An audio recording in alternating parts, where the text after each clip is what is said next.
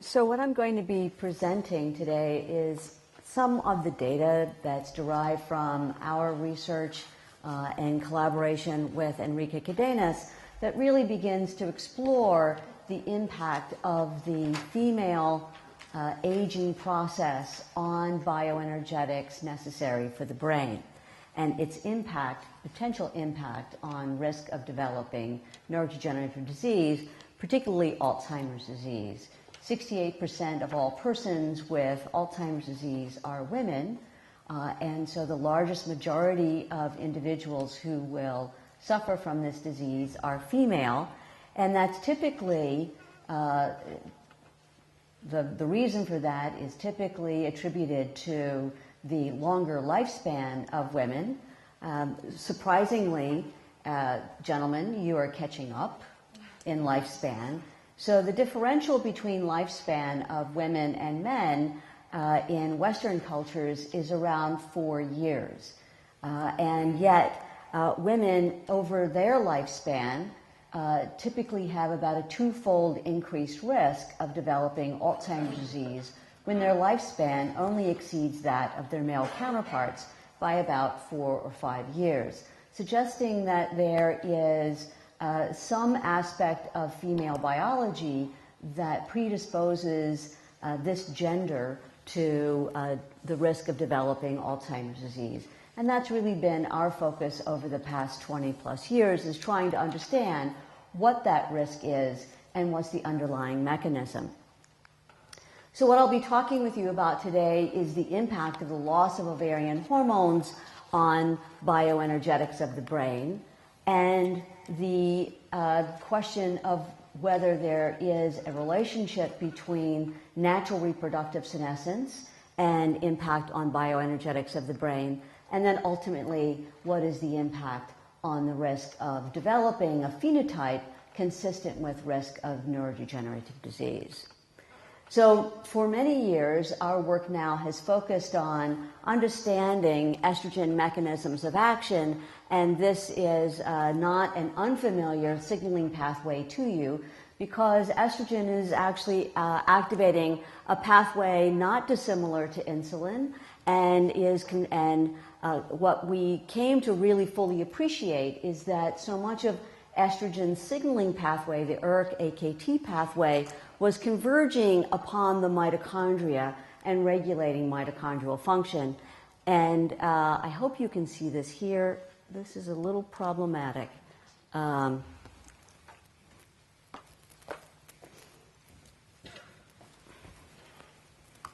I'm mobile. So what I hope you can see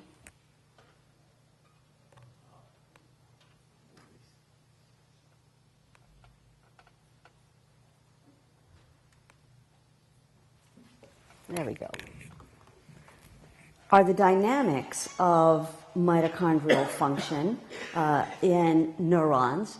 And it's a little difficult for me to see because of the lights, but essentially what we have here are pyramidal neurons in culture, and you see that there is a very dense accumulation of mitochondria in the cell bodies here, really surrounding the nucleus, and these are mitochondria labeled with mito-red, and there's a tremendous amount of dynamic mobilization of mitochondria that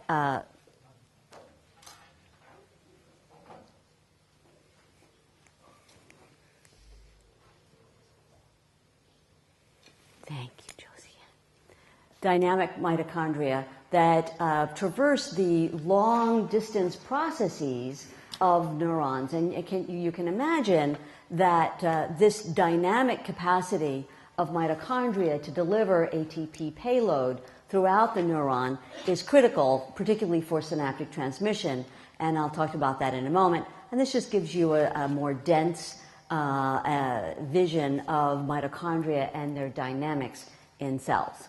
And these organelles are being highly regulated by estrogen.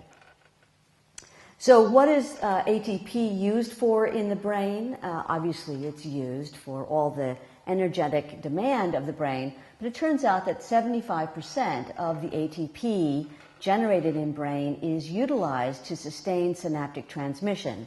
So you might imagine that a deficit in ATP generation in the brain would be first evident in the synaptic transmission of the brain, and that is indeed the case for a reduction in estrogen and mitochondrial function. So let's take a look at this. This is simply looking at the impact of estrogen on mitochondrial respiration, and here what we see is that estrogen is not having an impact necessarily on state 4 respiration, but in fact is able to sustain state 3 respiration. Now, what was interesting is for most experiments in this field, there is the comparison between the OVEC state and the estrogen state, and typically finding, indeed, what we had shown is that estrogen is increasing mitochondrial function. And it took us an embarrassingly long period of time to really appreciate that one of the major findings here was when we looked at the sham ovarectomized animals and compared the sham animals to the OVEX animals. That in fact the real impact here is the loss of ovarian hormones on mitochondrial function induces about a 40% reduction in mitochondrial respiration in brain. And that really has now been the focus of our attention, is what is the impact on the loss of estrogen on bioenergetics of the brain. So estrogen is regulating mitochondrial function. Jia Yao in the laboratory began to ask in what cell type, and that's shown here, that when we looked at mitochondrial function in terms of basal or maximal respiration in the presence or absence of estrogen, and specifically in neurons, what we see is that estrogen is promoting maximal respiration, essentially under demand conditions, but not really basal respiration. That's different than when we look at the impact of estrogen on particularly astrocytes, which can provide fuel to neurons under maximally demanding conditions. And we see that estrogen promotes both basal and maximal respiration of these supportive cells in the brain. So the work of Ron Irwin in his PhD thesis began to ask the question, what are the proteins that are being regulated by estrogen in the brain? And the last talk talked about the number of proteins in the mitochondria. And here we were able to resolve about 500 proteins, and a small percentage of them had a twofold increase, and a slightly larger percentage had a twofold decrease. So it wasn't all in one direction. When we looked at the profile of what that proteomic analysis showed, essentially what we were able to see is that estrogen was promoting the aerobic glycolysis pathway, and in particular, the ability of the brain to convert glucose into pyruvate, which is generating acetyl-CoA. And further, estrogen was promoting the expression of proteins involved in the electron transport chain. So what we also knew is from other work that estrogen was regulating and promoting the uptake of glucose into the brain. So essentially, estrogen was promoting this entire aerobic glycolytic pathway leading to ATP generation. Now, why is that particularly important?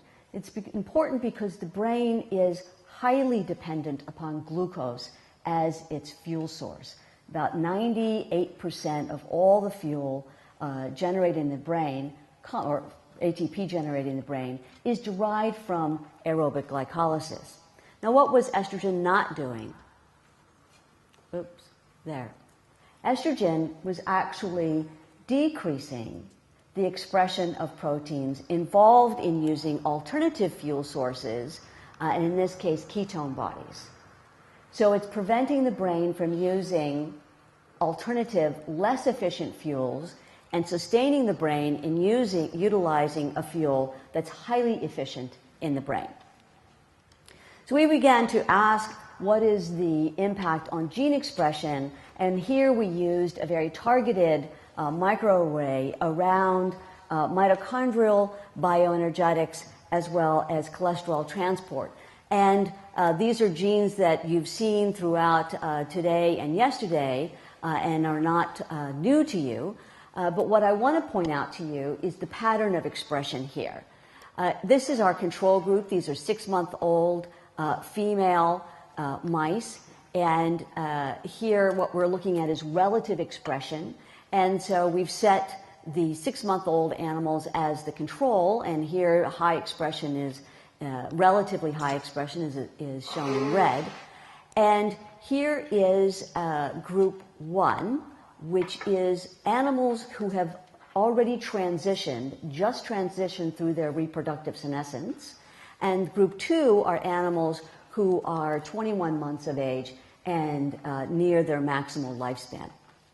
So what you see is that in this group that has just transitioned through reproductive senescence, that about 70% of their bioenergetic and cholesterol genes here have actually decreased relative to the 6-month-old. And that about 30% of these genes remain relatively highly expressed.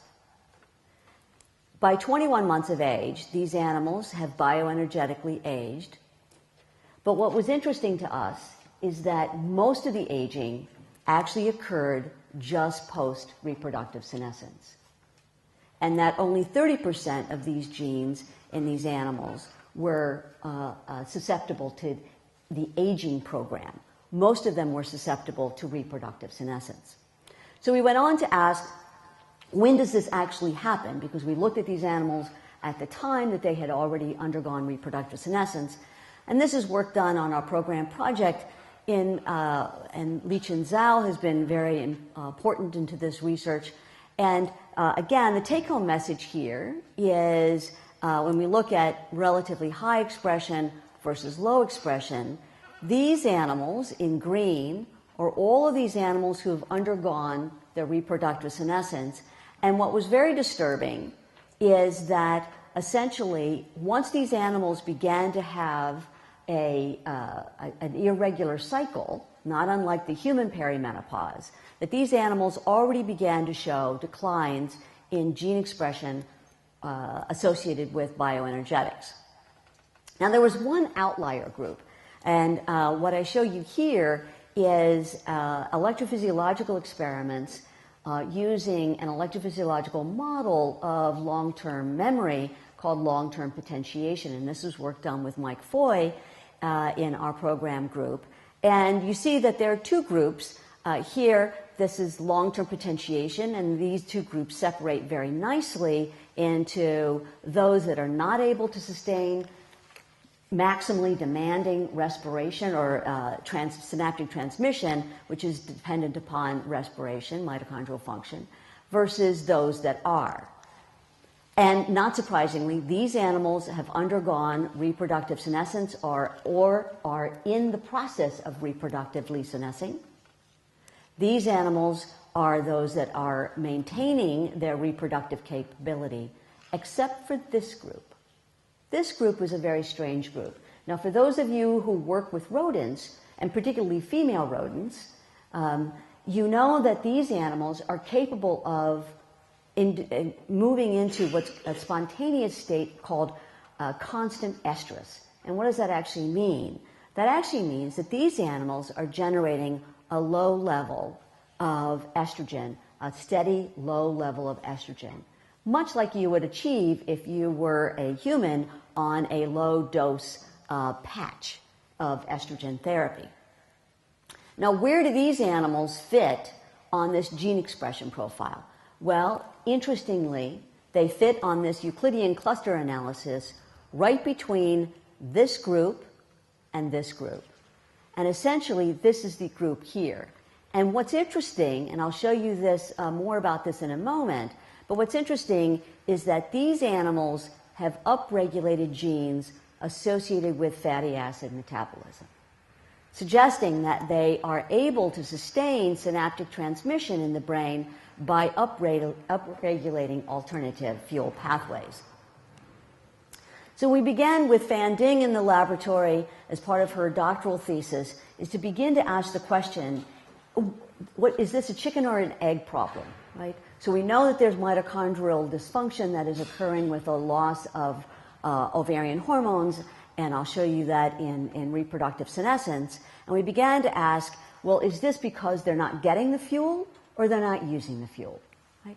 And so we've begun to ask, what is the impact of aging, reproductive aging, on expression of proteins involved in transporting either glucose in neurons using the GLUT3 and 4 and 1 protein expression, as well as the ability to transport alternative fuels through the monocarboxylate transporters. And this is an FDG PET, a micro FDG PET that Fan conducted, in which what we're looking at here is relatively low resolution because of the size of the brain. But what you see here in yellow primarily is a high level of glucose uptake that by 9 months of age has decreased, and you see that here. And that is now at a different state of glucose uptake into the brain. And that is now sustained at a different level.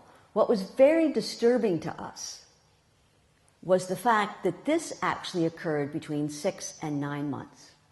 Reproductive senescence in these animals occurs between 9 and 12 months, suggesting that a reduction in glucose availability into the brain is actually driving this change in bioenergetics in the brain.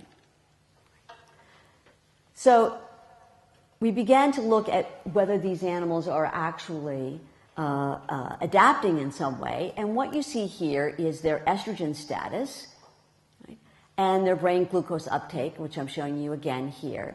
So what we see is their ability to take glucose up into the brain is decreasing between 6 and 9 months, and then essentially stabilizes along with this lower level of estrogen responsiveness.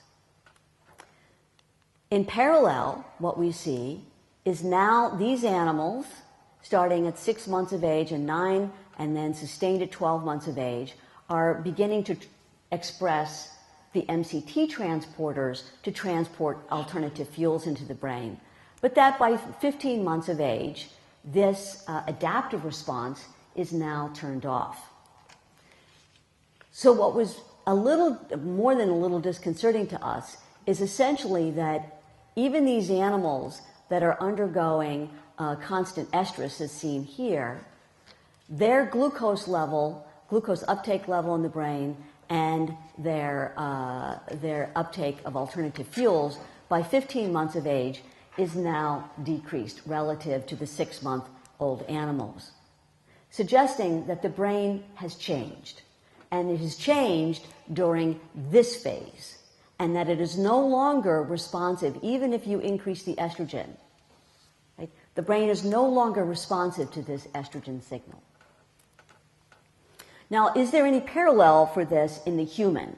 And this is work out of Bill Jacobs' laboratory, in which they investigated the cerebral blood flow and FDG PET signal in women who were on estrogen therapy during their menopause versus those who were not, versus those who have been diagnosed with Alzheimer's disease. And what you see in terms of cerebral blood flow and FDG PET is that there is a pretty good uptake of glucose into the brain, very low uptake in the Alzheimer's patients, and women on no hormone therapy, estrogen therapy, fall somewhere in between. Now, what was interesting is that when they looked at where these decline in brain metabolism actually occurs, it occurred primarily in 2 brain regions, the posterior cingulate, and what's shown right here is the prefrontal cortex. What's interesting about that is that the posterior cingulate, a decline in glucose uptake into the posterior cingulate, is an early hallmark of developing Alzheimer's disease, as well as in the prefrontal cortex. So that was a bit of disturbing data. So our working hypothesis at this point is that there is the perimenopausal transition, and during this perimenopausal transition, oh my goodness, we're done? Close? During the perimenopausal transition, that there are changes that occur in the brain that are highly relevant to the ability of the brain to sustain its bioenergetics, and that by the time that these women reach menopause, the brain has changed, and now there is the beginning of a potentially prodromal state of Alzheimer's disease that ultimately leads to the diagnosis of Alzheimer's disease 20 years later from the time that they have undergone menopause. So I'm going to rapidly move through this just to show you a couple of points. And this is when we look at mitochondrial respiration across aging, in natural aging, this is well documented in both males and females that there's an age-related decline. And when we began to look at a mouse model of Alzheimer's disease, the triple transgenic mouse model, what we see is that even at 3 months of age, these animals have a deficit in mitochondrial function at the earliest point that we investigated this, and that there's a decline at 9 and ultimately a very severe decline at 12 months. What was disturbing to us, and that was led to some serious questioning in the laboratory, is why were the 9-month-old triple transgenic animals not worse, right? So they're not on a linear deficit, a decline in mitochondrial function. And that turned out to be the wrong question. The right question was, why do these normal animals look like a triple transgenic Alzheimer's mouse, right, in terms of their mitochondrial function? And again, I'm going to move forward to this, in which what Jia Yao was able to do is to show that in these mice with Alzheimer's disease, that the beta amyloid first accumulates into the mitochondria, and this is even when these animals now have no detectable beta amyloid, but now we remove their ovaries, and what we see is that beta amyloid is now accumulating in the mitochondria. And that this is also expressed in their ability to convert glucose and to utilize NADH for mitochondrial respiration. And that the most important, I think, outcome of this series of studies was the recognition that during this reproductive senescence transition, that there are declines in PDH expression and its ability to now convert pyruvate into acetyl-CoA.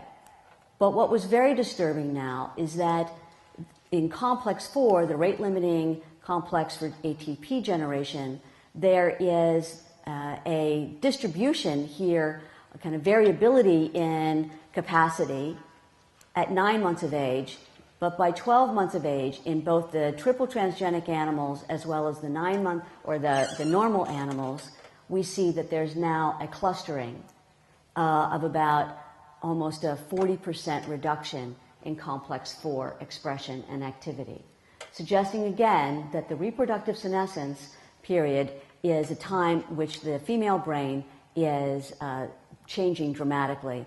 And this is work from Lisa Mosconi's group that shows that children of women with Alzheimer's disease already show deficits in brain metabolism, whereas children of fathers with Alzheimer's disease do not, suggesting that the maternal inheritance of mitochondrial DNA puts children, both men and women, at risk for developing Alzheimer's disease.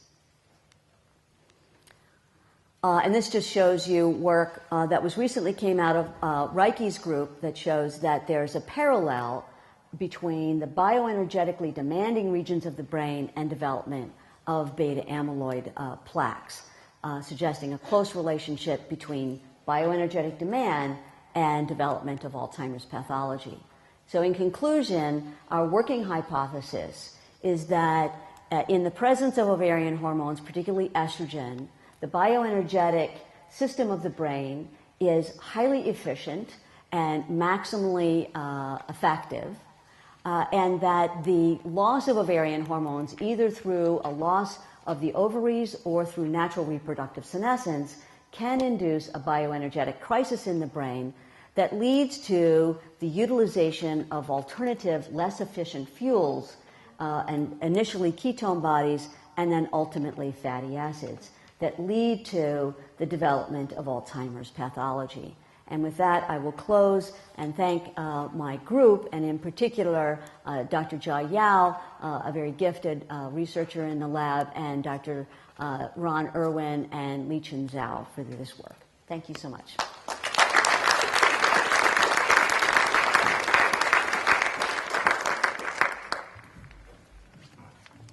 Thank you very much. We have time for a question.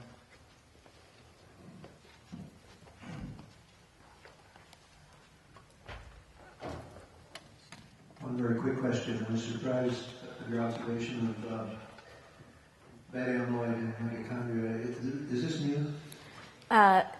There have been reports from Ronnie Lee's laboratory of beta amyloid deposition into the mitochondria. Are there prokaryotic examples of beta amyloid? Does it have anything to do with the prokaryotic origin of mitochondria, or how it is? I'm trying to get a grasp on the significance of beta amyloid in mitochondria. Well, there are 2 points to that question. First of all, what's the function of beta amyloid? And the field doesn't really know. So that's part 1. Part 2 is our hypothesis is that beta amyloid localization first to the mitochondria is associated with the switch in mitochondria, or the switch from using glucose as a primary fuel source to now using alternative fuels. If we can induce beta amyloid in prokaryotes, that would be a fantastic model to do a lot of good biochemistry. I think that's what I was fascinated by. Thank you. Mm-hmm. With that, as usual, I was wondering whether you could comment on the fact recently published by Moncada in London and Bolaños in Salamanca that neurons utilize mainly lactate and then bilirubin, whereas glia utilize mainly glucose to lactate, and that the majority of the glucose used by neurons goes to the pentophosphate pathway. So how do you visualize the very interesting findings regarding estrogen action on these enzymes that I found so fascinating? And the second is, so women are less prepared for fasting because they don't have, or the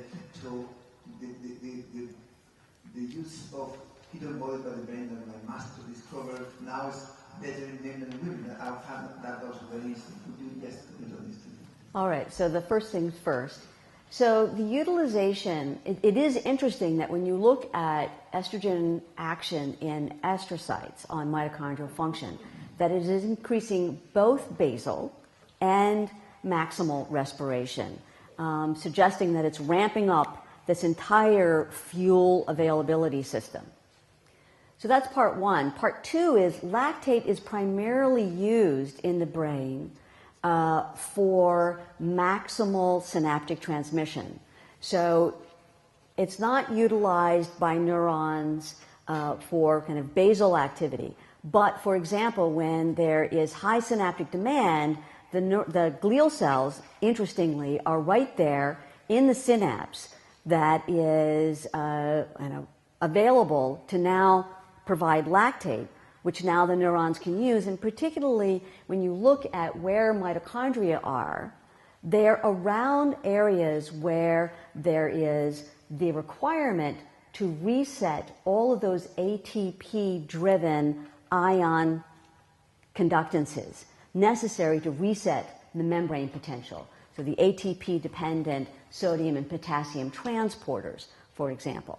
So that's where you'll find a tremendous clustering of mitochondria to sustain and to reset the membrane potential. Okay, last question. Yeah. I've always been intrigued by these spurious observations that estrogen receptors actually in mitochondria doing something. So in the brain, do you see Yes. mitochondrial estrogen receptor, and is AIPA amyloid perhaps preventing its function there? So it's interesting. So there are estrogen receptors, and particularly estrogen receptor beta, in mitochondria. And when we looked for an ERE, right, on mitochondrial DNA, what we find is a half ERE. So estrogen response element. So it is a conundrum. Why do you have estrogen receptor there when you don't have kind of the canonical estrogen receptor element? And so I'm very likely making a heterodimer with another protein, and it may well be a Krebs-related transcription factor. So thank you so much. We'd like to thank again